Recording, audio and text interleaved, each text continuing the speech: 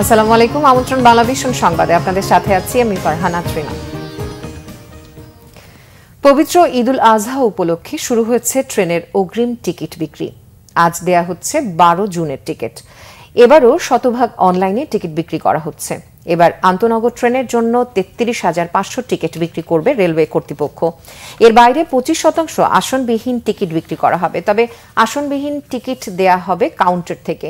আগামীকাল ৩ জুন দেয়া হবে 13 জুনের, 4 জুন দেয়া হবে 14 জুনের, 5 জুন দেয়া হবে 15 জুনের এবং 6 জুন দেয়া হবে 16 জুনের ঈদ যাত্রার টিকিট। একইভাবে 10 জুন থেকে বিক্রি হবে ঢাকায় ফিরতির অগ্রিম টিকিট। অনলাইনে বিক্রি হওয়ায় কমলাপুর রেলওয়ে স্টেশনে নেই কোনো ভিড়। স্বাভাবিক দিনের মতোই খুব কম সংখ্যক যাত্রীকে নিয়মিত যাতায়াতের জন্য টিকিট কিনতে দেখা গেছে কাউন্টারে।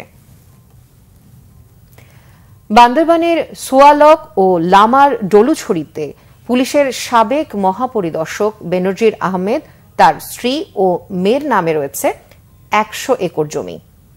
স্থানীয়দের কাছে এসপির জায়গা নামে পরিচিত এসব জমিতে রয়েছে মাছের প্রজেক্ট, গরুর খামার, ফলের বাগান ও রেস্টরুম সহ প্রায় কয়েক কোটি টাকা সম্পত্তি। এসব জমিতে একসময় অসহায় পরিবাররা বসবাস থাকলেও নামমাত্র মূল্যে তাদেরকে জমি বিক্রি করতে বাধ্য করার অভিযোগ রয়েছে। এসব জমি কিনতে স্থানীয় জেলা স্বেচ্ছাসেবক লীগের সভাপতি মং ওয়াই চিং মার্মা সহযোগিতা করেছেন বলে অভিযোগ রয়েছে। জায়গাগুলো ফিরে পেতে সরকারের কাছে দাবি তুলেছেন অসহায় পরিবারগুলো।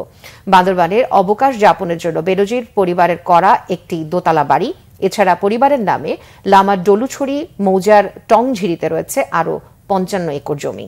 1,28,68,000 টাকা বিদ্যুৎ বিল বকেয়া কুষ্টিয়ার কুমারখালী পৌরসভার।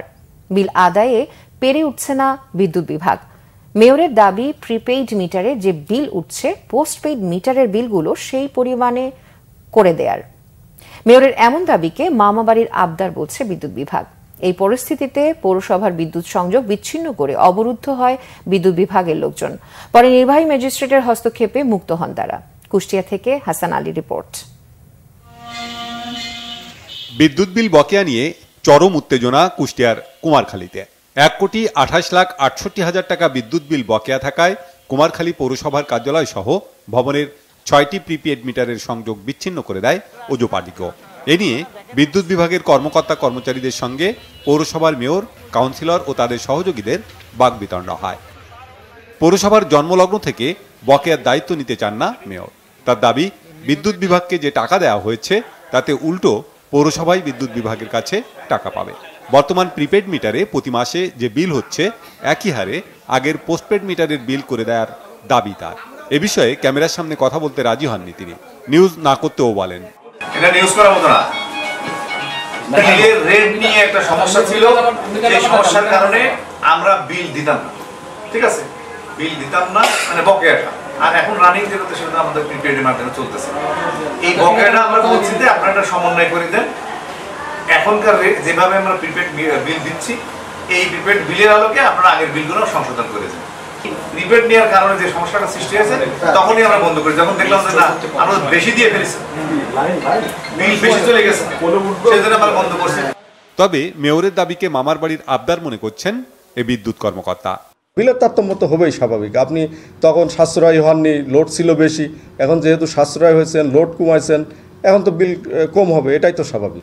এখন তিনি প্রিপেইডে তো ইউজ করছে কম, এখন তার তো ব্যবহার কমে গেছে। সব পক্ষকে নিয়ে সমন্বিত বৈঠকে সমাধানের পথ দেখছেন নির্বাহী ম্যাজিস্ট্রেট। কমিউনিকেশন গ্যাপ বা রেটের যে ভুল বোঝাবুঝি বিষয় ছিল সেটা নিয়ে ওনাদের একটা বসার জন্য পরিস্থিতি হয়েছে জুন মাসের 12 তারিখে। আমরা সকল পক্ষ আশাবাদী যে সেদিন সকল পক্ষের উপস্থিতিতে উভয় পক্ষের মধ্যে যে ভুল বোঝাবুঝিটা হয়েছে ডিমান্ড নিয়ে এটা সমাধান সেদিন হয়ে যাবে। সমঝোতার ভিত্তিতে বিল পরিশোধে পৌর কর্তৃপক্ষ অঙ্গীকার করেছে বলে জানিয়েছে বিদ্যুৎ বিভাগ। স্থানীয় প্রশাসনের হস্তক্ষেপে একটি সভা হয় এবং ওখান থেকে একটা সিদ্ধান্ত হয় যে উভয় পক্ষের ঊর্ধ্বতন কর্তৃপক্ষের মাধ্যমে একটি সমাধানের পথে আমরা যাচ্ছি। আশা করি এখান থেকে একটা সমাধান আসবে। প্রায় 15 বছর বিদ্যুৎ বিল দেয়নি কুমারখালী পৌরসভা কর্তৃপক্ষ। দুপক্ষের দ্বন্দ্বের দ্রুত অবসান চায় পৌরবাসী। Banglavision news desk. আন্তর্জাতিক প্রসঙ্গ। ভারতের লোকসভা নির্বাচনের কেন্দ্র ফেরত জরিপের ফলাফলের সংখ্যাগরিষ্ঠতা নিয়ে টানা তৃতীয়বার ক্ষমতায় ফিরেছেন প্রধানমন্ত্রী নরেন্দ্র মোদী। জরিপ অনুযায়ী প্রধানমন্ত্রীর দল ভারতীয় জনতা পার্টির নেতৃত্বাধীন জোট এনডিএ ৩৫০টি আসন পেতে পারে। শনিবার ভোট শেষে 4টি সংস্থার কেন্দ্র ফেরত জরিপ সমন্বয় করে ভোটের ফলাফলের এমন আভাস দিয়েছে এনডিটিভি ও টাইমস অব ইন্ডিয়া। জরিপে নরেন্দ্র মোদীর এনডিএর পর দ্বিতীয় অবস্থানে রয়েছে ভারতীয় জাতীয় কংগ্রেস সহ বিজেপি বিরোধী দলগুলোর জোট ইন্ডিয়া। জোটটি 142টি আসন পেতে পারে। নির্বাচনে এককভাবে সংখ্যাগরিষ্ঠতা নিয়ে জয় পেতে প্রয়োজন 272 আসন। জরিপ ভিত্তিক তথ্যে বিজেপি টানা তৃতীয়বার ক্ষমতায় থাকার ইঙ্গিত মিলেছে। 2019 সালের নির্বাচনে বিজেপি জোট পেয়েছিল 352 আসন। এদিকে জরিপ প্রত্যাখ্যান করেছে কংগ্রেস নেতা রাহুল গান্ধী। দলটির সভাপতি মল্লিকার্জুন খাড়গে দাবি করেছেন ইন্ডিয়া জোটের শরিকরাই সরকার গঠন করবে, পতন হবে মোদী সরকারের। এই ছিল এখনকার মতো।